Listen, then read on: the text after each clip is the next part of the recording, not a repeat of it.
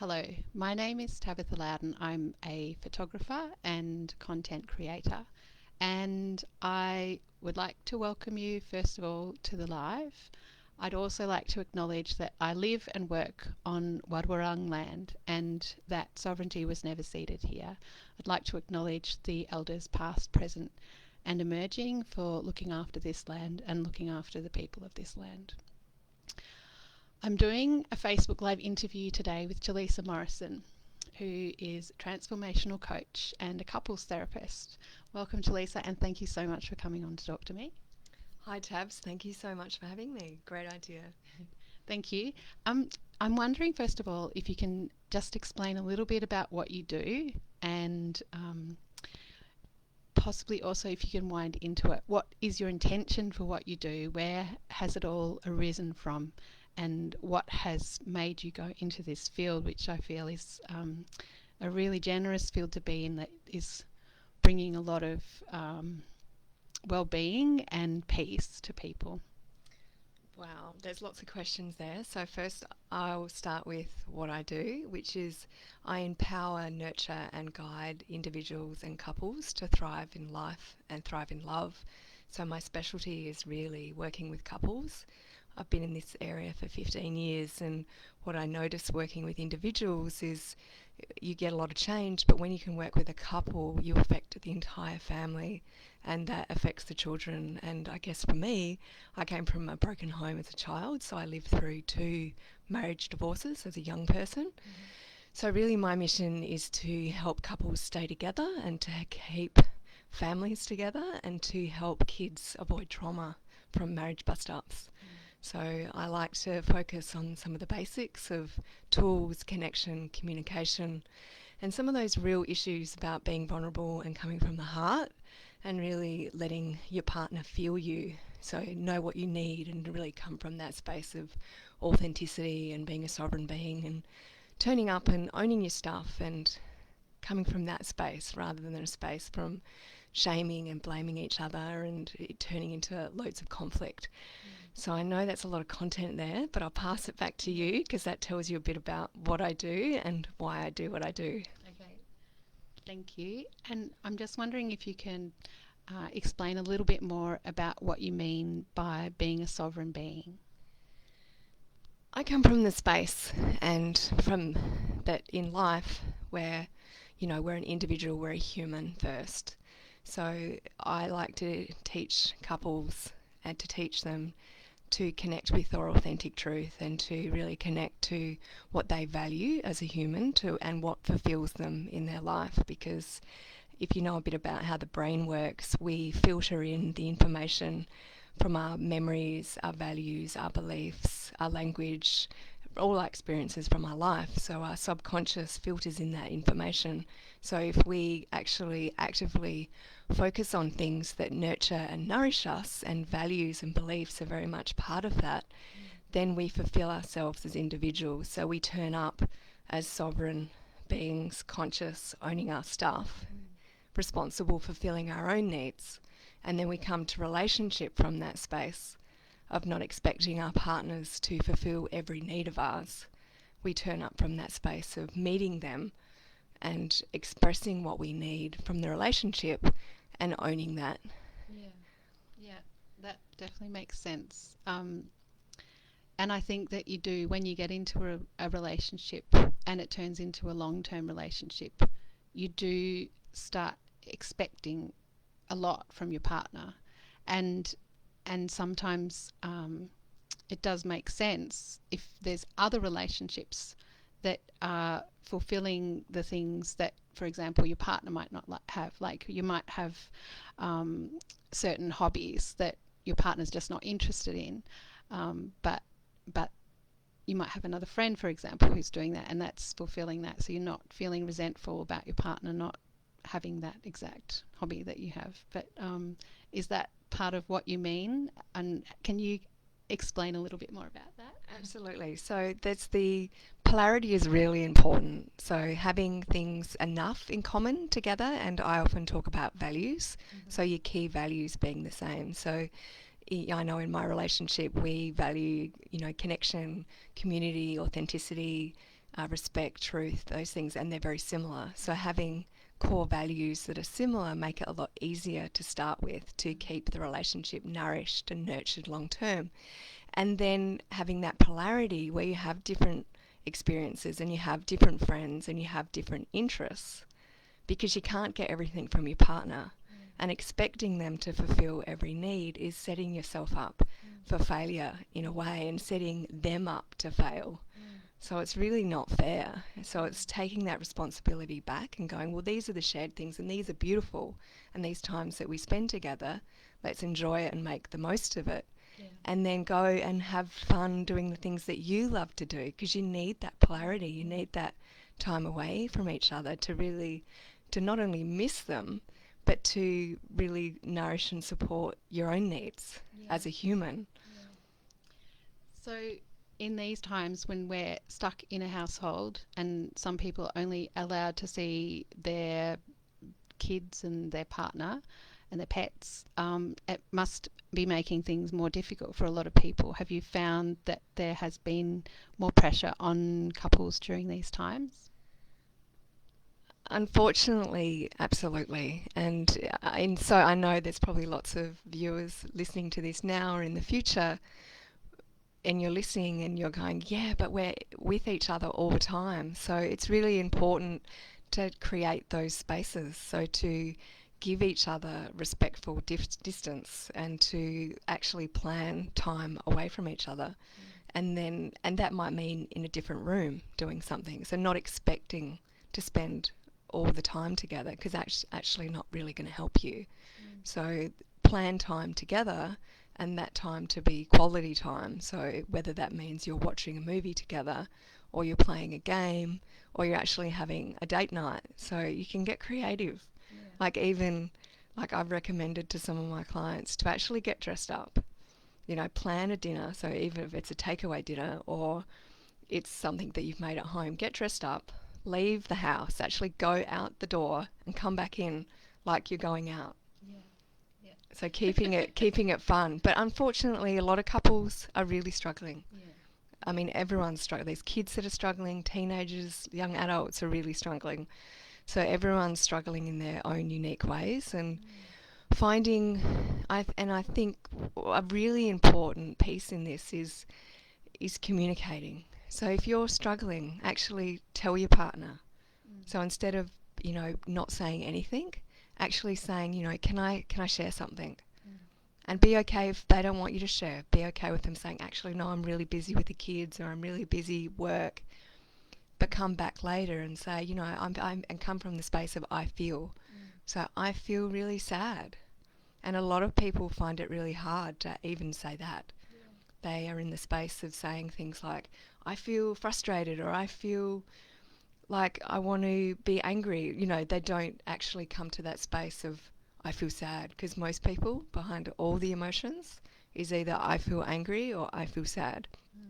So letting your partner feel your vulnerability, because that lets them open up to being vulnerable. So I invite all of you to be vulnerable together, and that doesn't mean crying and projecting your own stuff, but it means being real, like turning up and letting your partner feel you, because love relationships are all about the heart. So often what we do in relationships is we talk to each other from the mind. So if we can just drop to the heart and come from the heart, like what does the heart feel?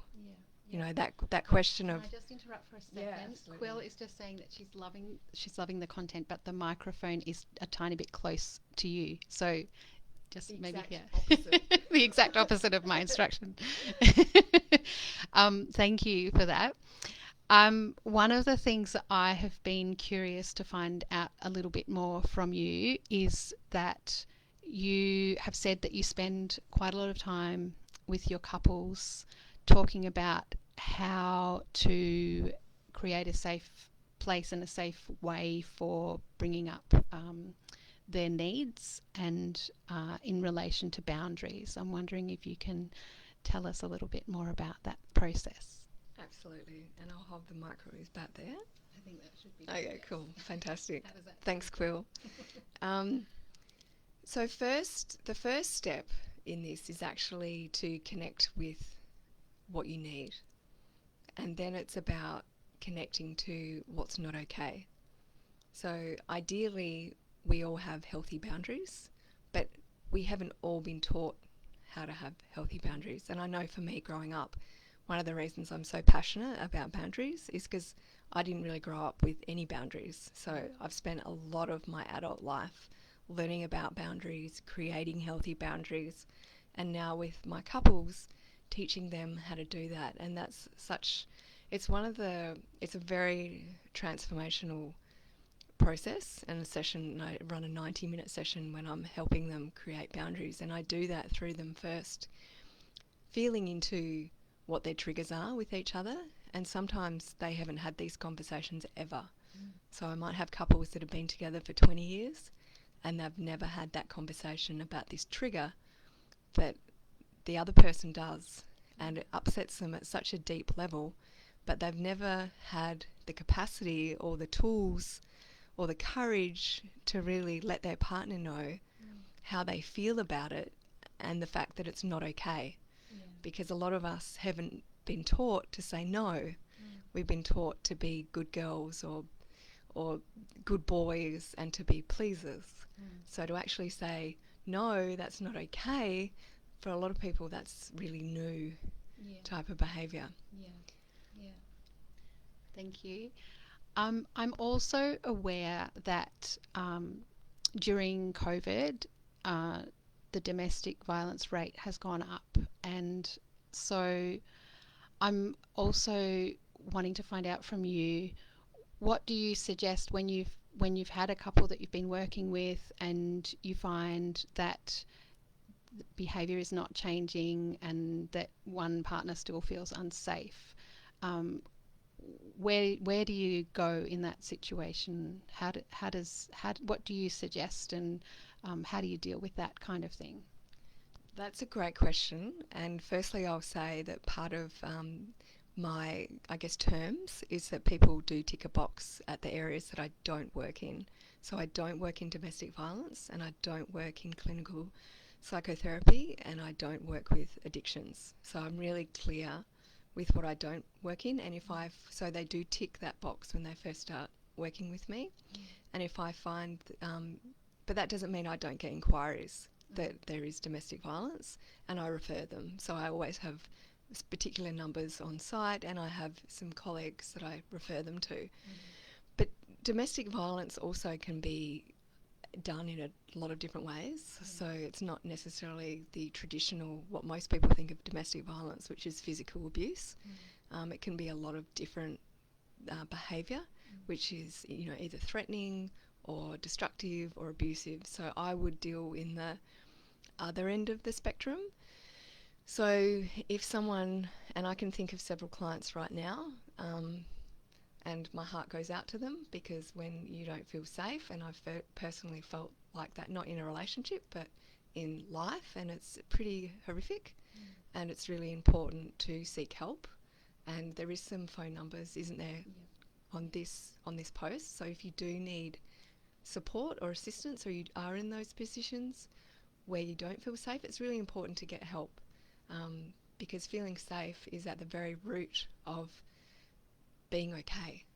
So I guess to your question, I probably didn't answer your question. No, I think you did. Did I? think, Okay, yeah, good. you did very well. Thank you very much for that. One thing that I would like to know is, do you have certain exercises that you give to couples in order for them to connect more deeply with each other, or to create healthy boundaries, or any of these other things which you would be working towards as a good result? I have so many practices and tools, and that's what I specialise in. So tools and practices and strategies and roadmaps, because I've been doing this work for 15 years. So I have lots of different tools, but sometimes the most simple tools are the most effective. So from a starting with connection, it's a really beautiful thing to do is just to remember to check in with your partner. Actually say, you know, how are you today? Is there anything you need? Most of us forget to check in, and what's really important is a relationship is that each partner feels important and cared for. So think of ways that you can care for your partner and make them feel important. Another good tool is to 3 minutes a day do something for your partner that you know they love. Like whether that's a head massage, whether that's stroking their hand, whether that's, you know, it might be gifts of service, might be their love language. So making them a cup of tea. But even just remembering to ask, how are you? How are you doing? Is there anything I can do for you? We often forget those simple things. And, you know, remembering too in a long-term relationship that the best friends relationship and the lovers is the first to dwindle. So when we first get together, you know, we're best friends and everything's wonderful and we're so excited to be together, and that lover relationship just flows because we're so excited and all that serotonin is just pumping in our bodies and we're so in love. And over time it changes. It doesn't mean that the connection, the intimacy and the communication needs to die.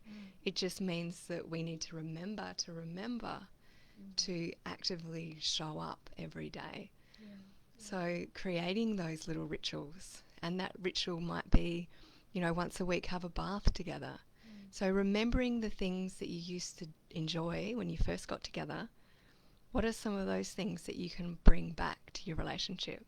So I always say to my couples, what's one small thing a day you can do with whatever you're working on with your partner, and what's one bigger thing a week? So really bite sizes, small steps, but remembering to remember and to consistently take steps. So not just forgetting. So change doesn't happen by doing the same thing. Change happens by doing different things.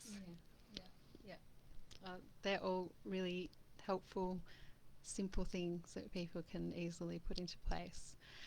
Along the same lines, and coming back to boundaries again, so also I'm someone who is not very good at stating boundaries, and I often feel like it's easier to spend time around people who are in control of their own boundaries. Like a lot of the time I feel like for somebody who's quite, you know, often softly spoken or trying to do things for other people, when I come along to a different communication style that's more strong and forthright, and I feel like I'm having to defend my own way of being and my own boundaries, I then sometimes come back to it and I think, well, hang on a minute, is it me that should be always having to state my boundary, or is it just something that other people should be aware of and they should be keeping themselves, you know, is there a place, or do people, or are there just different ways of being? I don't know if I'm making myself very clear. I guess I'm saying, whose responsibility is it to be kind and respectful? Well, I would hope that it's everybody's responsibility to be a good human. And that means owning your own stuff and containing your boundaries. Yeah. So the thing about not having boundaries is that you don't know where you start and end. So if you've come from a childhood where there's not much boundaries, you're not really sure where you start and end. So you don't necessarily have those same filters in your brain that haven't been developed. So I'll try and answer your question. So really, it's your responsibility. It's each of our responsibility. Remember I was talking about being sovereign. So it's your own responsibility to first creating boundaries and then enforcing your boundaries. And sometimes people show up to show us that we don't have boundaries, or that our boundaries aren't very strong. I hear what you're saying though, and I feel you from that space, that there are some people, and I call them kind of energy leakers or leeches. You can kind of feel them. They're trying to, you feel, and I can only talk from my own perspective, but you feel like they're trying to get something from you or take advantage of you. and also know that's your own reality potentially showing up for you to teach you a lesson. And ultimately you can only control yourself. So you know when your boundaries are being crossed because you can feel it inside, and it feels horrible. And often we've been taught to just suppress that. So know that whatever is not expressed in your life, and that could start, it always starts at childhood, becomes suppressed, and then it often becomes a trigger. And that kind of work I deal a lot with the embodiment therapy, with the more somatic stuff that I do, because that's quite deep, and that boundary stuff, the communication stuff, often unlocks or unravels some other things. So it's always your responsibility, each of us as humans, to create our own boundaries. And I always encourage people to sit down and create a space for yourself to really create boundaries. Like, well, what's okay for you? What's not okay? What's not okay for you in every area of your life? What's not okay in your intimate relationship, with your children, with your work situation, with your family, with your friends? So creating that proximity first, like creating that kind of mind map, and you might use a different, whatever, brainstorming that you want to, whether it's a journal, whether it's mind mapping. Mind mapping is my favourite. And then enforcing the boundaries. And when you enforce a boundary, so once you feel that feeling inside of you, which you know when a boundary is being crossed, like it's that uncomfortable tightness, maybe you might feel like you're frozen or feel like you want to run, that fight and flight response, and learning to say no and taking an action. So as an example, no, don't speak to me like that. If you speak to me like that, I'm leaving, or I'm leaving the room, or I'm not talking to you anymore, or I can't spend time with you anymore. So you want to train people how you want to be treated, because if you don't have boundaries, people don't know how to treat you. Thank you. That's very, very useful. I'd also like to find out a little bit more about the course that you're developing, and I'm wondering if you can share a little bit about that, please. Sure. Absolutely. So I'm launching a new business soon. So I currently work under my own name, Chalisa Morrison, Coaching and Therapy. And I'm launching a new business which has been I've been in the development stage for a long time. And it's really encompassing all the body of work from the last 15 years. And I guess even before that, all my personal, because I've done so many trainings and I've got so many qualifications. So bringing that all in to one space that I can reach lots of different people, because not everyone can afford one-on-one training, like private one-on-ones. And also I want to reach a wider audience. So the first course is all about connection.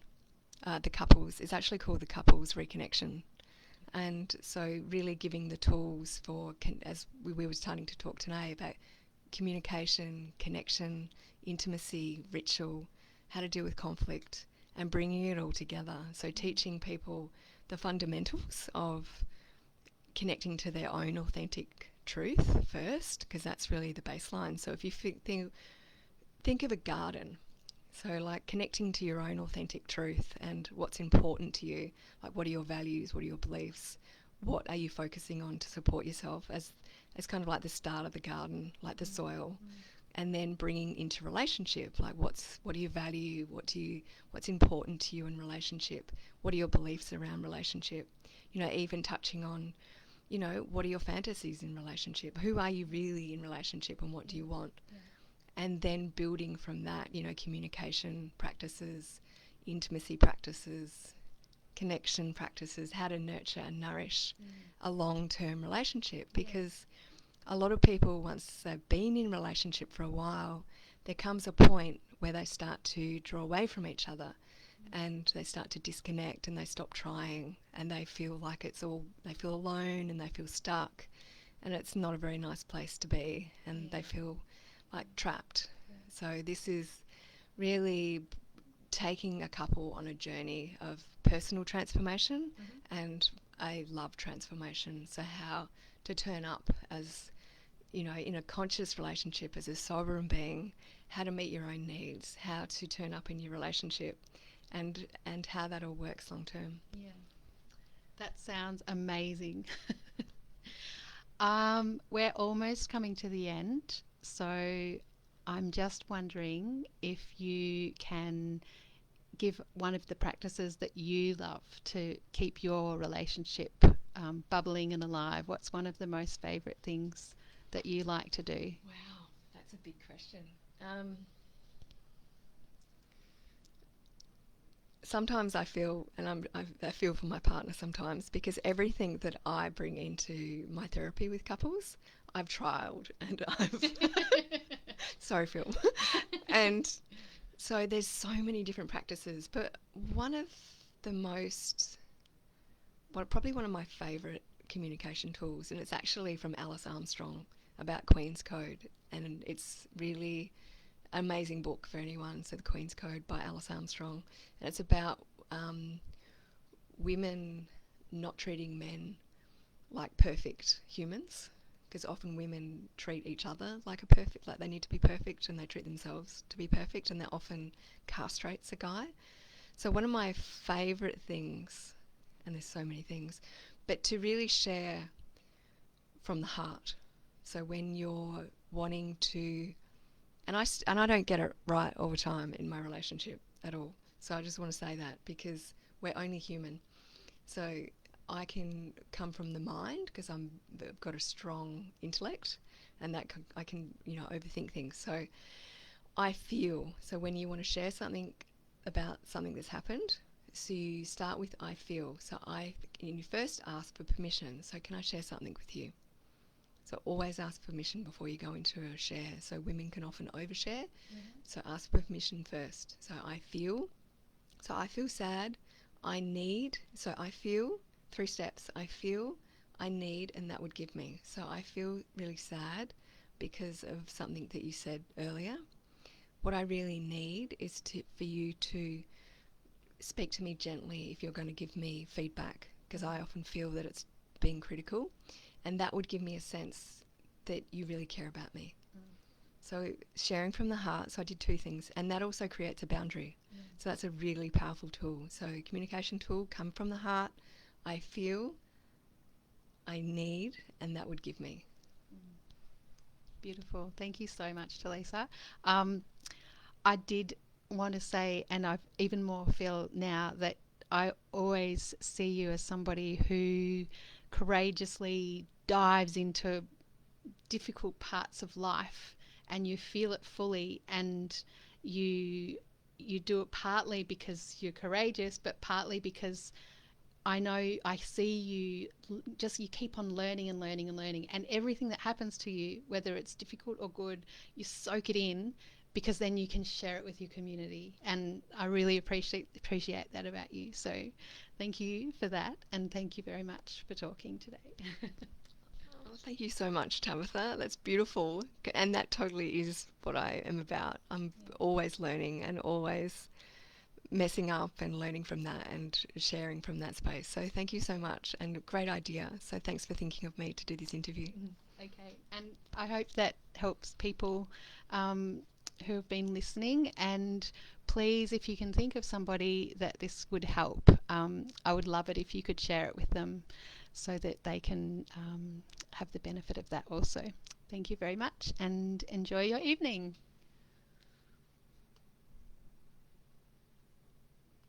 Beautiful. 29 minutes. Well done. God, that goes really quick, doesn't it?